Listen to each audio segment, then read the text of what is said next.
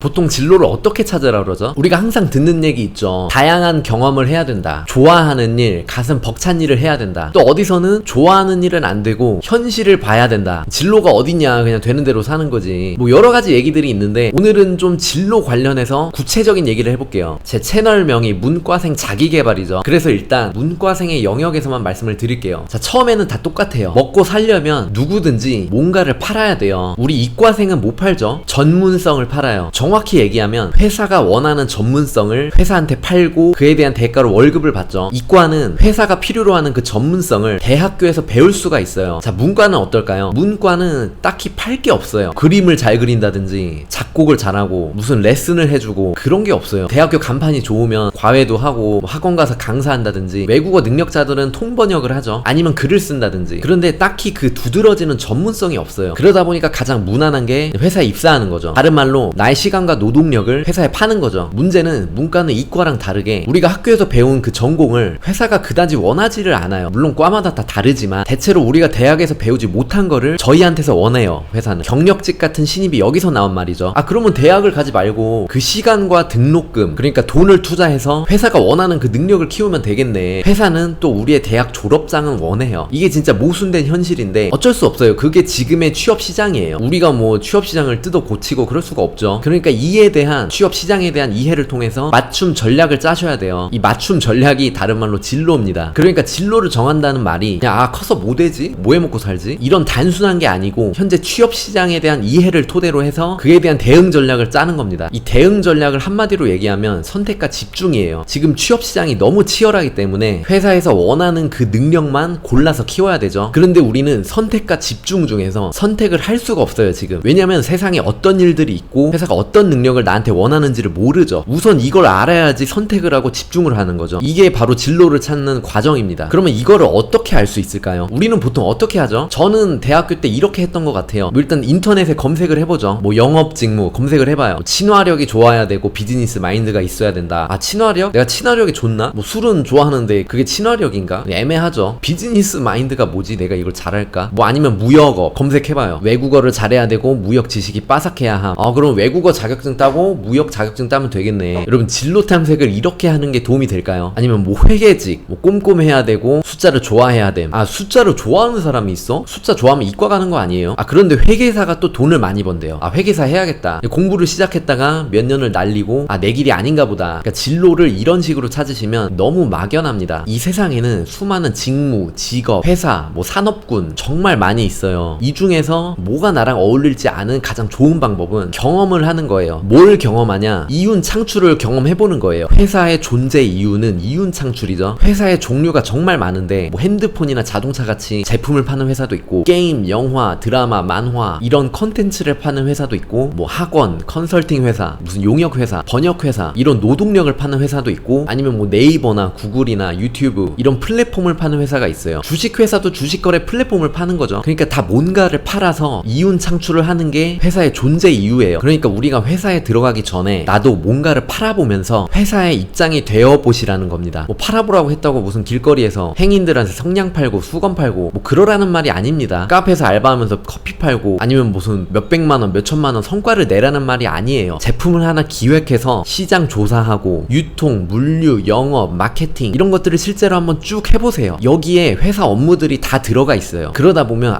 이런 업무가 나랑 맞구나. 이거 좀 재밌는데? 이건 나랑 진짜 안 맞는다. 회사가 이런 사람을 좋아하겠구나. 그럼 나는 이런 강점을 키우면 되겠다. 내가 어디 회사에 어느 부서에 들어가서 이런 업무를 하면 가장 최적의 능력을 발휘하면서 날아다닐 수 있겠구나. 이런 감이 올 거예요. 그러니까 진로 찾기를 다른 말로 하면 방금 말씀드린 뭐 시장 조사부터 시작해서 기획, 유통, 물류, 영업, 마케팅 이런 일련의 이윤 창출 프로세스에서 내가 과연 어디에 들어가야지 나의 적성을 최대한 살려서 인정도 받고 뭐 흥미도 생겨서 열정적으로 일을 할 수 있을까? 이거를 찾는 게 바로 진로를 찾는 과정인 겁니다. 이렇게 얘기하면 너무 좀 추상적이고 막연하니까 예를 하나 들어볼게요. 우선 내가 좀 잘 아는 분야나 좋아하는 분야, 관심사 중에서 하나 고르세요. 뭐 그런 게 없다 싶으면 그냥 들어가고 싶은 회사에 제품을 하나 고르세요. 그리고 이거를 내가 팔 수 있을까? 이 질문부터 시작을 해보세요. 뭐 삼성 좋아하니까 삼성이 들어가고 싶으면 삼성이 못 팔죠. 각종 전자기기 그 중에서 핸드폰을 내가 팔아볼 수 있을까? 핸드폰을 전문 매장에서 안 사고 나한테 사야 할 이유가 있나? 뭐 내가 기본적으로 핸드폰을 고쳐줄 수도 없고 이런 서비스 대응도 안 되고 가격 혜택도 없죠. 그러면 내가 서비스를 해줄 수 있고 가격도 더 싸게 팔면 나도 삼성 핸드폰을 팔아볼 수 있겠네. 내가 삼성 핸드폰을 전문 매장보다 더 싸게 팔 방법이 있나? 조사를 해보니까 불가능할 것 같아요. 그러면 꼭 삼성 핸드폰을 팔아야 되나? 뭐 중국산 중저가 공기계 핸드폰을 한국으로 들여와서 팔아보는 건 어떨까? 그러면 뭐 전자기기 수입할 때 그런 요건 같은 거에 대해서도 좀 알아보고, 전자기기는 수입할 때 무조건 무슨 인증을 받아야 되는구나. 그럼 또 무슨 인증이 있지? 뭐 KC 인증? 뭐 전파법 이런 게 뭐지? 또 조사를 해보는 거죠. 인증 받는데 얼마 정도 들어갈까? 비용이 얼마나 될까? 핸드폰을 수입해서 들여올 때 관세가 얼마일까? 내가 마진을 얼마를 남기면서 몇 대를 팔아야지 이런 비용들이 만회가 될까? 구매 대행으로 팔면 뭐 KC 인증도 안 받아도 되고 관세도 안 내도 되는구나. 그런데 중국산 핸드폰을 사는 사람이 있나? 뭐 한국어 지원이 되나? 중국산 핸드폰이랑 한국 핸드폰이랑 뭐 스펙 차이가 어떻게 되나? 고객들한테 어떻게 어필을 할까? 뭐 핸드폰 업체들은 마케팅을 어떻게 하지? 뭐 언박싱 영상을 만들어서 뭐 SNS에 올려볼까? 뭐 이런 식으로 핸드폰 업체들도 조사를 해보고, 뭐 제품도 어떤 제품들이 있는지 알아보고, 스펙도 비교해보고, 관련 잡지, 리포트, 뭐 논문 이런 것도 읽고 파고 들어가다 보면 핸드폰, 통신기기 산업 분야에 대해서 전문성이 생기는 거예요. 그래, 알아보니까 내가 지금 학생의 입장에서 현실적으로 핸드폰을 팔기란 불가능하구나. 그럼 비슷한 전자기기 뭐가 있을까? 뭐 블루투스 이어폰? 이건 내가 팔아볼 수 있을까? 참고로 핸드폰이랑 이어폰은 난이도가 천지차이죠. 그러니까 이런 과정 자체가 이미 시장 조사예요. 이런 식으로 우리가 뭔가를 파는 과정에서 우리가 하게 되는 그 고민들 있죠. 뭐 예를 들면 구매, 물건을 어디서 사야지 원가를 절감할 수 있을까? 예를 들어서 외국에서 사온다고 하면 거기 외국 셀러랑 외국어도 해보고 협상도 해보고, 뭐 물건을 해외에서 들여오다 보면 무역도 경험해볼 수 있고, 학생 입장에서 물건을 들여오기가 힘들어. 그러면 직구로 하나씩 구매를 해보는 거예요. 해외에 있는 제품이 한국으로 들어오기까지의 그 과정을 추적해볼 수도 있고, 물건 들여와서 어떻게 팔지? 유통에 대해서도 이해하는 거고, 뭐 예를 들어서 온라인으로 판다고 하면 ERP도 경험해볼 수 있어요. 네이버나 쿠팡에 그 판매자 시스템 있죠. 이 시스템이 웬만한 회사의 ERP 시스템 다 씹어 먹습니다. 비교도 안 되게 좋아요. 그 외에 뭐 영업, 마케팅 이와 관련해서 우리가 경험을 해볼 수 있는 게 너무 많아요. 그리고 이 고민들이 어차피 우리가 나중에 회사에 들어가서 우리가 다 하게 될 고민들이에요. 그러니까 맨날 뭐 앉아서 토익 공부하고 뭐 고시 공부한다고 국영수 공부하고 그런 것보다는 이렇게 실전을 겪으면서 고민도 해보고 실제로 팔아보는 과정에서 이쪽 산업 분야는 나랑 좀 맞는 것 같아. IT 산업이 나랑 좀 맞는 것 같아. 뭐 패션 산업은 나랑 절대 안 맞아. 뭐 해보니까 생각했던 거랑 달라. 그럼 또 다른 거 해보고, 내가 캠핑용품 한번 팔아보고 싶은데 내가 이 제품을 홍보하기 위해서 뭐 사진도 찍고 글도 써보고 동영상도 찍어보고 편집도 해보고, 그러다 보니까 이것도 재밌고 사람들이 호응도 잘해줘요. 그러면